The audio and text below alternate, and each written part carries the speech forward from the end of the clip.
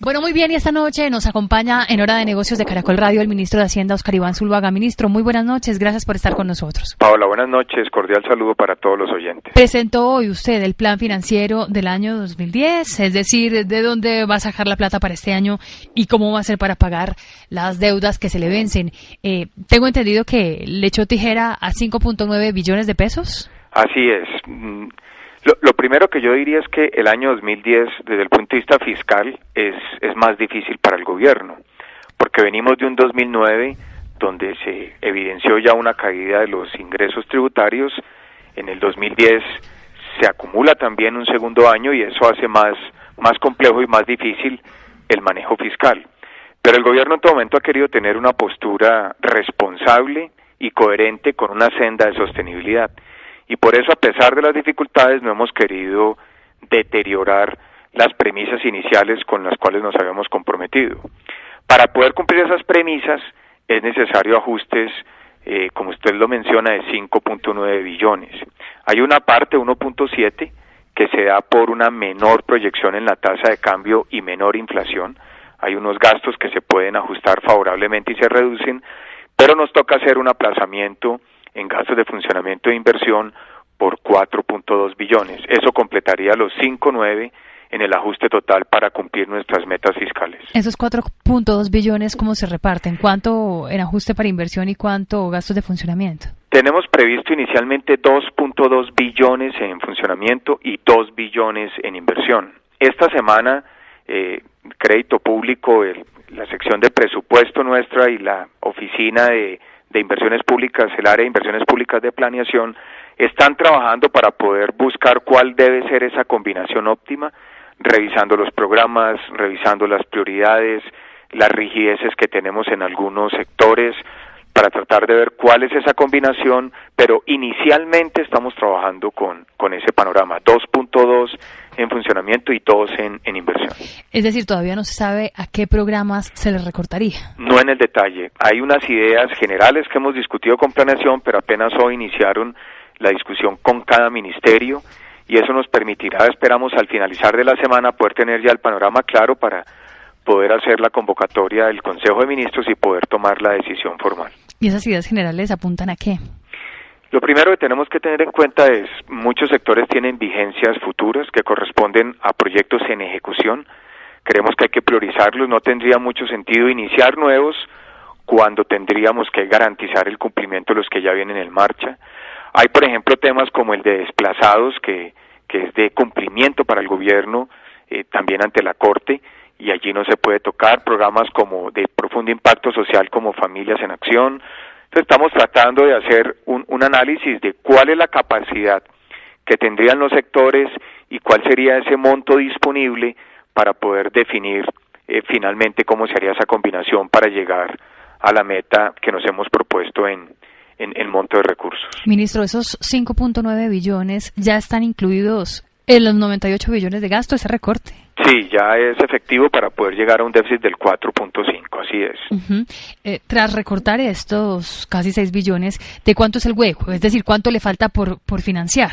El déficit a financiar es exactamente el mismo que nos habíamos planteado en el marco fiscal que presentamos en junio del año pasado al Congreso, donde advertíamos que el déficit del Gobierno Nacional Central sería 23.4 billones de pesos. La nueva cifra que tenemos es 23.6, realmente no hay una diferencia, es de 200.000 millones, no es significativa, por lo tanto estamos manteniendo el mismo monto de déficit que nos habíamos establecido en el marco fiscal presentado en junio del año pasado, y por eso el esfuerzo para poder ajustar los gastos y evitar un deterioro mayor en la parte fiscal y mayores niveles de deuda, por supuesto, para la nación. ¿De dónde va a salir la plata para financiar esos 23 billones? Entonces, básicamente son 3 fuentes. Una, la emisión en TES, en moneda local.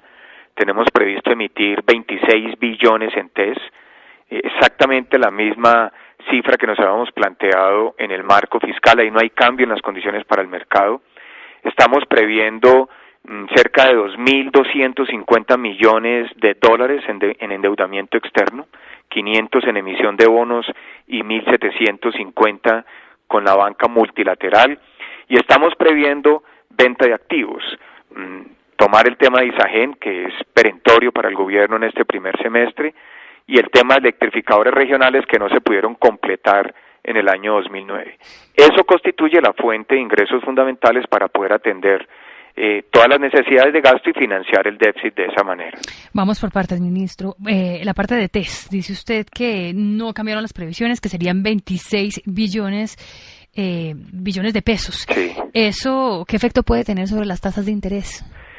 Pues vamos a ver, esa digamos es la apuesta, cómo ve al mercado la política fiscal. Cuando nosotros esta mañana hicimos el anuncio se había visto una valorización de los TES, quiere decir que inicialmente los anuncios se recibieron bien por parte del mercado, eso debió haber generado tranquilidad y eso dependerá de muchos factores. Venimos de un año 2009 muy positivo en términos del comportamiento de la tasa de los TES, hubo unas altas valorizaciones que significaron utilidades importantes para todos los portafolios que tienen incluidos TES y fundamentalmente los fondos de pensiones y el sistema financiero. Ese fue un año muy positivo. Es probable que este año no tengamos ese espacio que se tuvo en el año 2009, pero esperamos que haya una relativa estabilidad. En la medida que pueda haber una estabilidad en las tasas de interés que determina la Junta del Banco de la República y haya certidumbre sobre el rumbo de la política fiscal, creo que podríamos tener un comportamiento relativamente estable en los niveles que actualmente se están dando en los mercados. ¿Cuánto es la deuda total en TES? La deuda total en TES este año va a aumentar 13 billones, va a quedar una cifra cercana a los 125 billones de pesos. 13 billones. El año pasado las subastas fueron de 10 billones, es decir, un 30% más. Sí, las subastas el año pasado fueron... lo que pasa es que también hubo operaciones de canje de deuda. Entonces, cuando uno suma las operaciones de canje más las subastas, llega a casi 12 billones. Quiere decir que de 12 estaríamos aumentando a 13 billones este año.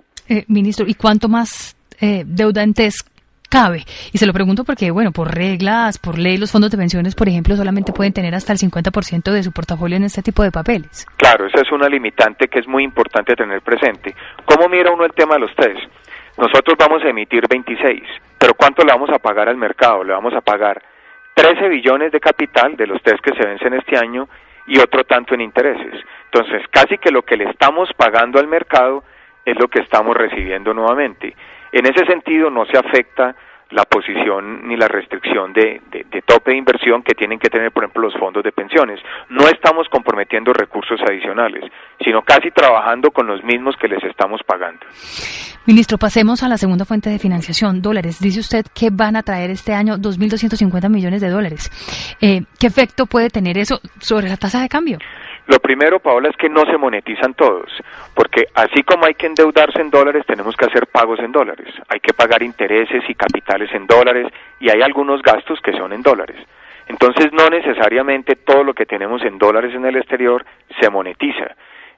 La monetización la hemos reducido a su mínima expresión, incluso por eso también hemos tratado de priorizar mucho más en TES. Para que tenga un orden de magnitud, el año pasado el gobierno monetizó cerca de 900 millones de dólares, en todo el año.